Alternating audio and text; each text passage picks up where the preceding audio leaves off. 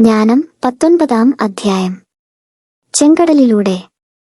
അധർമ്മികൾ അങ്ങയുടെ ജനത്തെ തിടുക്കത്തിൽ വിട്ടേച്ചെങ്കിലും മനം മാറി അനുധാവനം ചെയ്യുമെന്ന് അങ്ങ് മുൻകൂട്ടി കണ്ടിരുന്നതിനാൽ നിർദ്ദയമായ കോപം അവസാനം വരെ അവരുടെ മേൽ ആഞ്ഞടിച്ചു. അവർ ദുഃഖം ആചരിക്കുകയും തങ്ങളുടെ മൃതരുടെ ശവക്കുഴിയിങ്കൽ വിലപിക്കുകയും ചെയ്യുമ്പോൾ തന്നെ ബുദ്ധിശൂന്യമായ മറ്റൊരു തീരുമാനം എടുത്തു. നിർബന്ധിച്ചും യാചിച്ചും യാത്രയാക്കിയവരെ ഒളിച്ചോടുന്നവരെയെന്നപോലെ അവർ പിന്തുടർന്നു. തങ്ങൾ അർഹിക്കുന്ന ശിക്ഷാവിധിയാണ് അവരെ അതിന് പ്രേരിപ്പിക്കുകയും കഴിഞ്ഞ സംഭവങ്ങൾ വിസ്മരിക്കാൻ ഇടയാക്കുകയും ചെയ്തത്. ഏറ്റ പീഡനങ്ങളുടെ കുറവ് തീർത്തു പൂർത്തിയാക്കാനായിരുന്നു അത്. അങ്ങയുടെ ജനത്തിന് അത്ഭുതാവഹമായ യാത്രാനുഭവം ഉണ്ടാക്കാനും ശത്രുക്കളെ അസാധാരണമായ മരണത്തിന് ഇരയാക്കാനും വേണ്ടിയായിരുന്നു അത്. അങ്ങയുടെ മക്കളെ ഉപദ്രവമേൽക്കാതെ പരിരക്ഷിക്കാൻ അവിടുത്തെ ഇഷ്ടത്തിനു വിധേയമായി സൃഷ്ടികളുടെ സ്വഭാവം നവ്യ രൂപമെടുത്തു. മേഘം പാളയത്തിനുമേൽ നിഴൽ വിരിച്ചു. ജലം നിറഞ്ഞു കിടന്നിടത്ത് വരണ്ട ഭൂമി, ചെങ്കടലിന്റെ മധ്യത്തിൽ നിർബാധമായ പാത, ഇളകുന്ന തിരമാലകളുടെ സ്ഥാനത്ത് പുൽപ്പരപ്പ്. അങ്ങയുടെ കരത്തിന്റെ പരിരക്ഷ അനുഭവിക്കുന്ന ജനം അത്ഭുത ദൃശ്യങ്ങൾ കണ്ട് ഒരൊറ്റ ജനമായി അതിലൂടെ കടന്നു.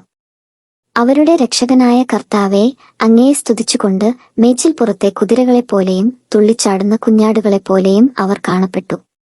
തങ്ങളുടെ പരദേശവാസകാലത്ത് ഭൂമി മൃഗങ്ങൾക്കു പകരം കൊതുകുകളെയും നദി മത്സ്യങ്ങൾക്കു പകരം തവളക്കൂട്ടങ്ങളെയും പുറപ്പെടുവിച്ചത് അവരോർമ്മിച്ചു.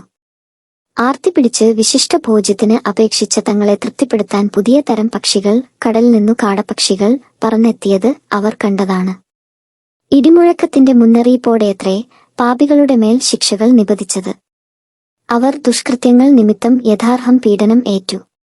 അന്യജനതയോട് കഠിനമായ വെറുപ്പാണ് അവർ കാണിച്ചത്. മറ്റുള്ളവർ തങ്ങളെ സമീപിച്ച് അന്യജനതയെ സ്വീകരിച്ചില്ല. എന്നാൽ ഇവരാകട്ടെ തങ്ങൾക്ക് ഉപകാരം ചെയ്ത് അതിഥികളെ അടിമകളാക്കി. അതുമാത്രമല്ല, അന്യജനതയുടെ നേരെ ശത്രുതാ മനോഭാവം കാണിച്ച ആദ്യത്തെ കൂട്ടർക്കും ശിക്ഷ ലഭിക്കും. രണ്ടാമത്തെ കൂട്ടർ അതിഥികളെ സ്വാഗതം ചെയ്ത് തങ്ങൾക്കൊപ്പം അവകാശം അനുഭവിച്ച് അവരെ കഠോരമായി പീഡിപ്പിച്ചു. ധർമ്മിഷ്ഠന്റെ വാതിൽക്കൽ നിന്നവരെപ്പോലെ അവർ കടന്നുപോകാൻ വഴി കാണാതെ കൂരിരുളിൽ തപ്പിത്തടഞ്ഞു. വീണയിൽ സ്വരസ്ഥാനഭേദം അനുസരിച്ച് താളം മാറുന്നെങ്കിലും രാഗം മാറാത്തതുപോലെ മൂലവസ്തുക്കൾ പരസ്പരം മാറി. സംഭവിച്ചതു കാണുമ്പോൾ ഇത് വ്യക്തമാകും. കരയിലെ ജീവികൾ ജലജീവികളായി, ജലത്തിൽ നീന്തി നടന്നവ കരയിൽ വിഹരിച്ചു. അഗ്നി ജലത്തിൽ പോലും തന്റെ ശക്തി പ്രകടിപ്പിച്ചു.